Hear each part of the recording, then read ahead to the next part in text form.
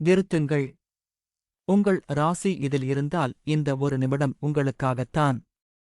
அடுத்த 7 நாட்களில் மேஷம், விருச்சிகம், மகரம் ராசிக்காரர்கள் எந்த முடிவையும் அவசரமாக எடுக்கக்கூடாது. பணம் கொடுப்பது, புதிய முதலீடு செய்வது, யாரையும் முழுமையாக நம்புவது, கோபத்தில் பேசுவது. இந்த 4 விஷயங்களையும் தவிருங்கள். கிரகநிலையின் தாக்கத்தால் சிறிய தவறு கூட பெரிய இழப்பாக மாறும் வாய்ப்பு உள்ளது. ஆனால் ஒரு நல்ல செய்தியும் இருக்கிறது.